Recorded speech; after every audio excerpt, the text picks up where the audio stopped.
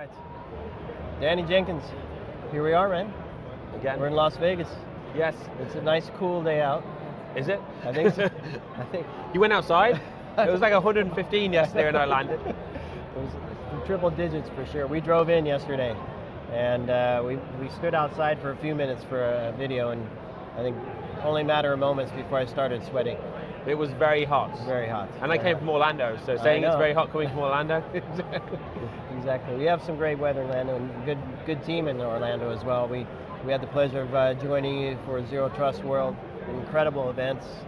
Hopefully people get to join you for your next one. I think yes. we're hoping to join you as well. Yeah, we're looking forward to it. It's March next year this time. Yeah, it's going to be fun. So we're here in Vegas, obviously, for Black Hat USA 2025. Your presence here continues to grow.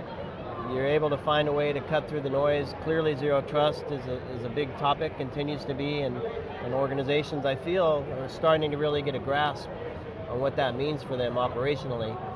What's kind of the vibe here now that you're here in Vegas and talking to folks? So I think Zero Trust, not Zero Trust, I think at the end of the day, people are looking for tangible solutions that actually work. We've gone past this stage where we can sell air, and we can say, oh, this is the best thing that's going to magically find all the bad things on your system. People are starting to realize that's not an option. And what ThreatLocker's focused on is really, how do we tell people this is the right tools and this is the easiest way to do it? Right. And that's really where we're winning. I mean, we've gone, 5 or 6 years, we've gone from 0 to 54,000 companies that use our products worldwide, and that people are excited here. We have big organizations, medium organizations, small organizations coming up to the booth, amazed by the technology we've delivered to them, and amazed by the new stuff we've added as well. Yeah, and it wasn't directly solicited, but the feedback from customers at Zero Trust World was incredible. The ease of use of the solution, the way it actually enables them to conduct business safely. They don't have to worry about a bunch of stuff. And that leads me to the point of a talk you have here at Black Hat around simplifying security. And I think that just that topic itself is spot on, because complexity drives exposure, drives chaos, which if you try to rein all that in, you're spending time reining it in as opposed to doing business. So tell me a little bit about the session that you're doing and that concept in general. Really, we're going to give you essentially a list of these are the things that you should be doing. It's not brain surgery. It's not complicated. It's just you go through the process. People think security is some magic. We're trying to outsmart the attackers. No, we're just putting basic controls in place, basic principles in place, and then you don't need to outsmart the attackers because they just can't get in. Right. And that's really what we're going to talk about, is stop trying to overcomplicate it and just say, this is my system, this is how it needs to work, this is what I need to do. And we'll give you a list of things you should go home and do, go back to the office and do when you leave Vegas. And so, we've talked to a number of members of the team, and there's always the general, here's how things look and work, and then there's always the exception. And I think that's where you and your team really shine in the solution, is keeping it simple when managing the exception. There's always that one request that comes through, I need access to this, or we need to share this, or whatever. And to be able to do that simply is an art and a gift. So when we started, I mean, ThreatLocker is an entire platform now, but when we started, we realized that our first goal was to stop people allowing software by default, because we knew malware is just software. So how do we just block this stuff by default? And we realized there's 3 problems that we've got to solve. One is, it's got to be really easy to deploy. So we made it really easy to deploy. Now, what's easy for the customer required a lot of preparation work for us, in that we put the efforts in on we've got information on, full information on 10,000 plus applications, partial information on 40,000 plus applications. What that means for a customer is we've done all that work, so you don't have to. We just say, you've got this app, this is what you need to know. Yep. And that's made it easy for the customer. So the deployment, the management is easy, we're tracking those updates. But then, of course, when CEO's at the trade show and he wants to get his USB drive working, 10 minutes is too long, so it better work in 60 seconds. So that's where you can approve things, whether it's a USB drive, a piece of software, whether it's stopping something going out to the internet or a website, you can approve it in 60 seconds on your phone, from your office, it doesn't matter. And we had these computers need to make some change today.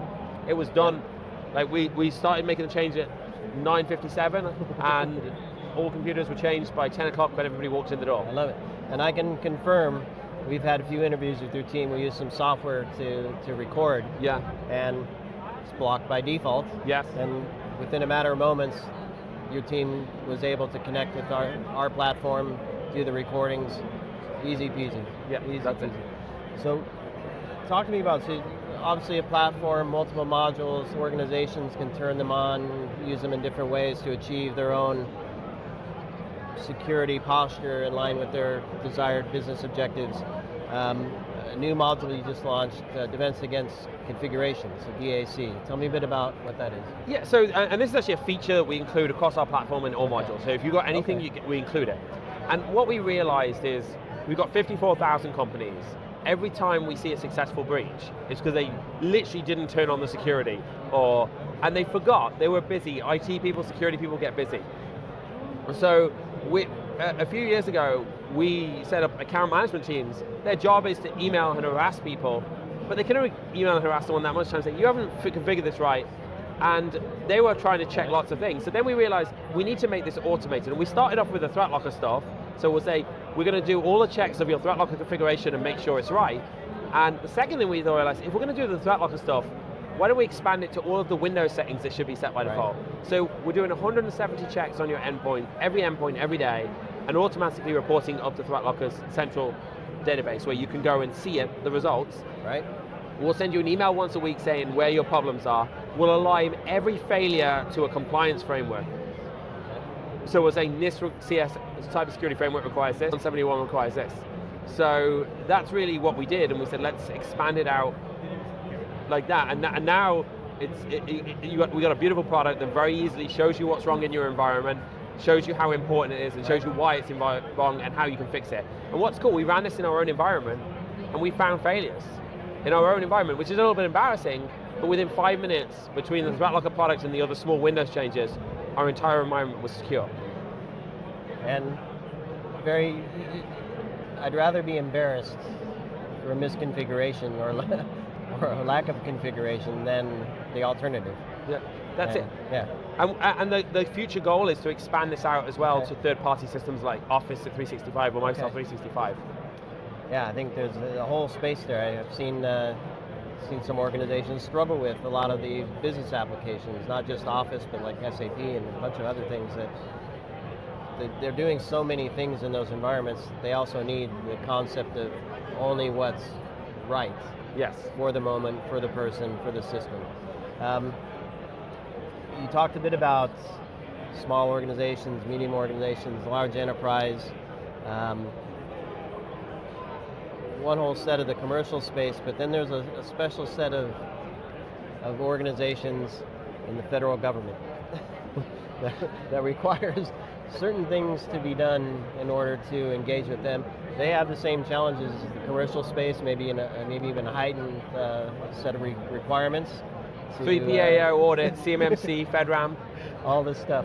So talk to me a little bit about what you've done to reach those organizations, those departments, those institutions with your solution in a way that they can actually accept it. So ThreatLocker has been providing services to the federal government for a long time. We've got parts of the US Navy as customers for a long time. But as requirements tighten up, they require FedRAMP, 3PAO audits, and also anyone who's a defense contractor is now being put pressure on. This is a cloud service. Is it considered confidential data? Isn't it considered confidential data? And the lines get really gray, especially when it comes to security products, because the more we can ingest, of course, the better our product can be, but also we don't want to cross that line and ingest something that we shouldn't do.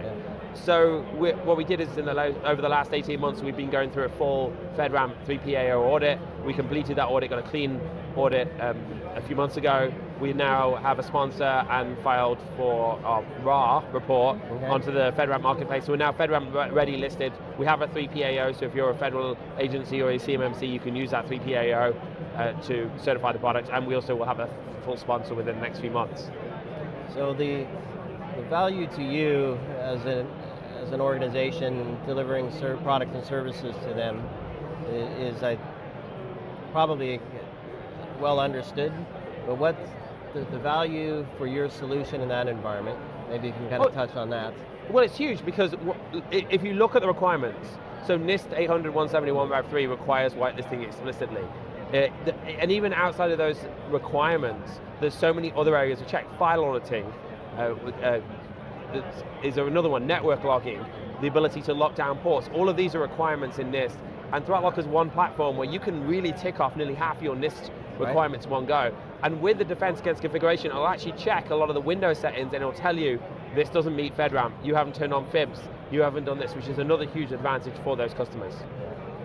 And then and correct me if I'm wrong, but I think it also looks at internal operations for ThreatLocker as well, right? How you build the products and how you manage from a FedRAMP point of view? Yeah. Yeah, so it's, and we didn't have to make many changes in ThreatLocker because we've always been on the paranoid side of security. Right. So everything we've always done has been a zero trust approach to begin with within our own environment. And the software development lifecycle has always met those requirements. We've been SOC 2 Type 2 for some time now. Right. We followed NIST standards anyway. However, there were some changes we had to make. Mainly the changes that got restricted as a result of the FedRAMP implementations was they could not talk to some of the third-party integrations we had. So some of the help desk systems that customers were using, it's like, you can't send the data to it because that falls outside of the FedRAMP. Got it. I see, okay. So that's really the biggest change. The nice thing is because we had so well prepared, our security was very, very ready. There's a couple of small things where to turn some encryption features on the way we store data, but outside of that, it was relatively small. Does it look at your development process as well? Absolutely, it's like FIPS does for sure, right? Yeah, essentially, we already did all of those code. So there's a bunch of code review practices, US citizen requirements. Despite my strange accent, I'm actually a US citizen. So, and they go through all of those requirements in there. So we already had all of those in place. Some of it had to be a little bit cleaner, formalized. So there has to be a separate report to say this was done. Right.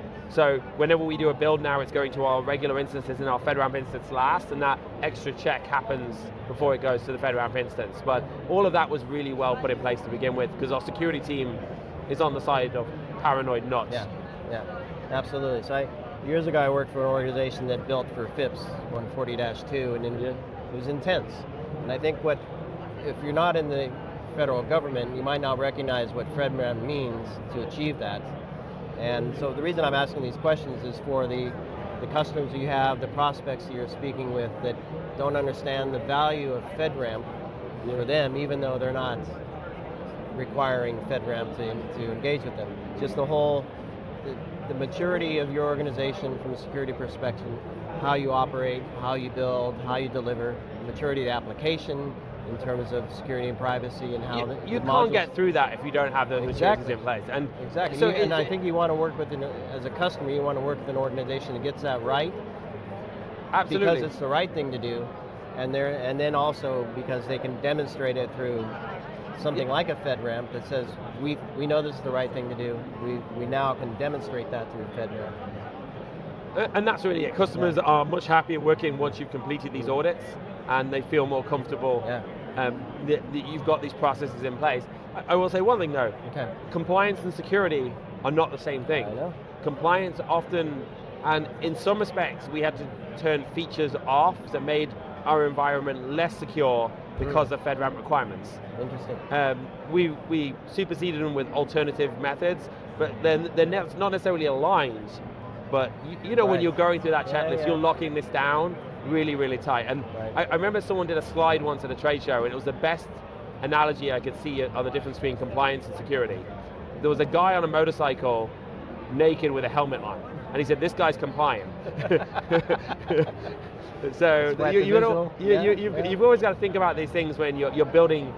We build security first, and then we make and we build our products as security first, we build our infrastructure security first, we build our team security first, and then we add compliance, layer compliance on top of that, and that allows us to make sure we haven't missed anything and it lines up.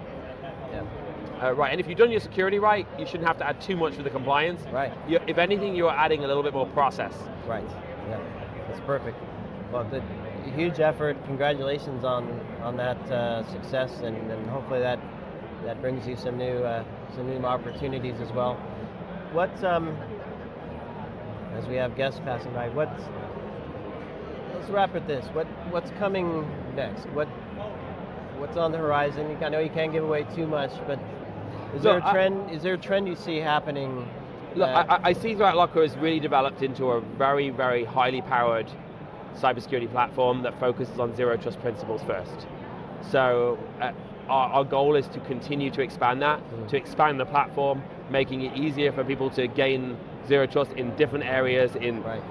We did Microsoft integrations earlier on this year, third-party integrations, more of those, helping customers throughout their entire ecosystem. How do you, I'll close with this, how do you continue to grow the platform, the modules, the capabilities, that starts to get, I won't say complex, but there's a lot going on there. How do you maintain simplicity as you grow that? I think you follow the same principle on everything you add, and you check it and you question, and one of the things we do as a company, I'm here today, our CP product officer is in Brazil at a Gartner event today. That's right, we love Rob. I will stand on this floor and I will meet with as many customers as possible. All of our product people meet with customers, and the reason we do that is not to hear how great our product is, which we do plenty, but also what is hard. This is what took me so long. And that's how you do it. As long as the people who are controlling the direction of the product are constantly engaged with the user of the product, you win. So many companies separate it. The CEO stops coming out, the chief product officer stops coming out. It's really, really important. We understand the customer's complaints, and we understand their problems, and we understand how they use it. And if you do that, you always win. We're also the biggest user of every one of our products. So we have managed services around both our EDR and MDR, with our MDR, and our approvals and whitelist with our Cyber Hero approvals, which means we have over 1 million endpoints that send their approvals to ThreatLocker to process. So if it was hard, we'd be out of business. So as you're describing all this, and I got to see you in the Iron Man suit at Zero Trust World, and before we started recording, we talked about it being hot and uncomfortable, but you said it was actually more than uncomfortable, it actually would pinch you sometimes. Oh, it pinches everywhere. Blisters all over my legs, everywhere. So you want to soften those edges, you want to remove those points where pinching can occur, and it sounds like your team pays attention to that. And we do that all the time. Makes the product comfortable to wear. Yeah, we do it all the time. We make sure our devs are involved, we make sure our product team, if you look here today, we've got the tech product lead here at the booth. We've got our one of our development managers here at the booth, and they're here. They're here to use the product, they're here to see customers' questions, they're here to see everything, and we take that feedback back and we go away. And I think everyone in ThreatLocker almost sees it as shame when we fail. And we do fail, we make mistakes, we didn't think things through properly, you don't understand how a user's going to interact with an application, but we get embarrassed by that, and we go back and we make it better. And as long as you continue to do that, then your product is always going to improve and be easier and faster. You know what I love about this? Is your time here is about engaging with the customer and making things better. And I don't hear that a lot on the rest of the show floor. It becomes numbers and leads for marketing. I would almost guarantee that anyone on these forefront booths does not have their CEO, their product leads at the booth. Right. And that's why we're going to continue to grow at the rate we've been growing and continue to take over the market and secure people that weren't secured before. I love it. I love what you guys do. Thrilled to be partnering with you to help tell your story. And Danny, appreciate it. Thank you. Thank you, Jim. Thanks everybody for listening and watching, and please connect with Danny and the team, and we've had a number of conversations with team members, and so we encourage you to listen to those and hear about the different modules and different capabilities. And stay tuned for all of our coverage here from Black Hat, itsbmagazine.com/BATUSA25. See you all in the next one. Thanks again, Danny. Thank you.